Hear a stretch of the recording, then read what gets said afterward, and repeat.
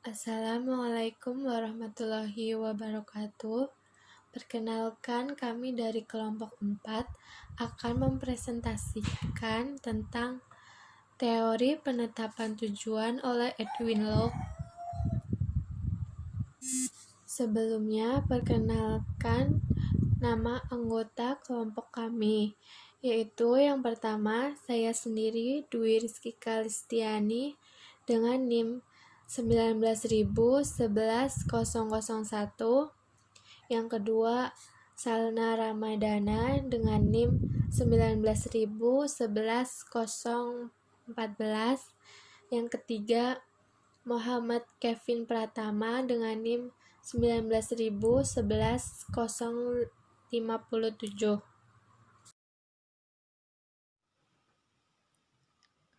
Teori penetapan tujuan oleh Edwin Locke.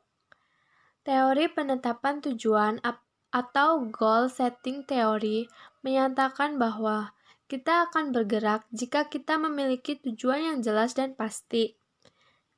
Dari teori ini muncul bahwa seseorang akan memiliki motivasi yang tinggi jika dia memiliki tujuan yang jelas.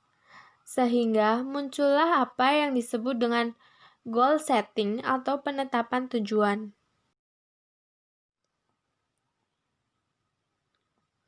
Edwin Locke mengemukakan bahwa dalam penetapan tujuan memiliki 4 macam mekanisme motivasional, yaitu yang pertama, tujuan-tujuan mengarahkan perhatian. Yang kedua, tujuan-tujuan mengatur upaya. Yang ketiga, tujuan-tujuan meningkatkan persistensi. Dan yang keempat, tujuan-tujuan menunjang strategi-strategi dan rencana-rencana kegiatan. Penetapan tujuan seperti halnya individu. Kita menetapkan tujuan dan kemudian bekerja untuk menyelesaikan tujuan tersebut. Orientasi terhadap tujuan menentukan perilaku kita.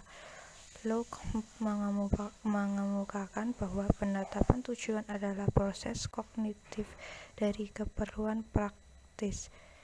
Pandangan Locke ialah bahwa maksud dan tujuan individu yang didasari adalah determinan utama perilaku. Salah satu dari karakteristik perilaku yang mempunyai tujuan tersebut terus berlangsung sampai perilaku itu mencapai penyelesaiannya, yaitu sekali orang memulai sesuatu atau misalkan pekerjaan, ia terus mendorong sampai tercapainya tujuan. Berikut uraian tentang penetapan tujuan. Pertama, tujuan adalah subjek suatu tindakan. Kedua, keterincian tujuan atau goal specificity ialah tingkat presisi ke kuantitatif atau kejelasan tujuan tersebut. Ketiga, kesukaran tujuan ialah tingkat keahlian atau tingkat prestasi yang dicari. Keempat, intensitas tujuan ialah menyangkut proses penetapan tujuan atau menentukan bagaimana mencapai tujuan tersebut. Yang terakhir, komitmen tujuan ialah kadar usaha yang dilakukan untuk mencapai suatu tujuan. Teori ini juga mengungkapkan hal-hal sebagai berikut. Kuat lemahnya tingkah laku manusia ditentukan oleh sifat tujuan yang hendak dicapai.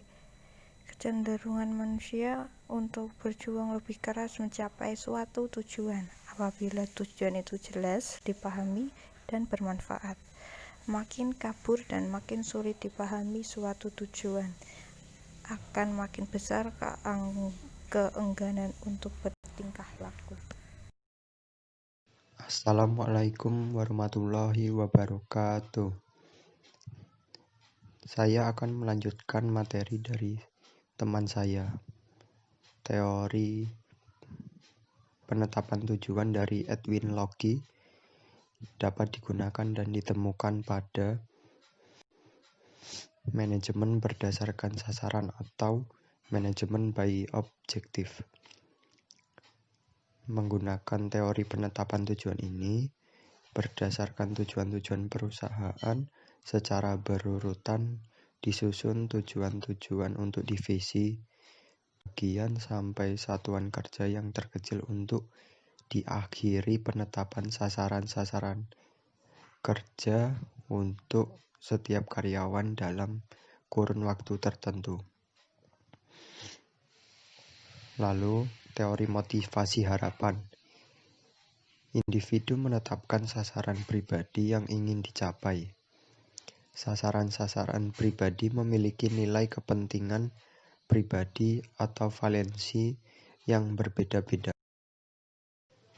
Kemudian ada langkah-langkah pokok dalam penetapan tujuan adalah: yang pertama, diagnosis untuk kesiapan menentukan apakah orang-orang, organisasi, dan teknologi cocok untuk penetapan tujuan. Yang kedua, mempersiapkan karyawan melalui peningkatan interaksi antar pribadi, komunikasi, pelatihan, dan rencana tindakan untuk penetapan tujuan. Yang ketiga, menekan sifat-sifat tujuan yang harus dipahami oleh seorang manajer dan bawahannya. Yang keempat, penyelenggaraan tinjauan ulang untuk penyesuaian yang diperlukan dari tujuan akhir untuk memeriksa kumpulan tujuan, mengadakan perubahan, dan menyelesaikan. Sekian dan terima kasih. Sekian presentasi dari kelompok kami. Kurang lebihnya mohon maaf. Wassalamualaikum warahmatullahi wabarakatuh.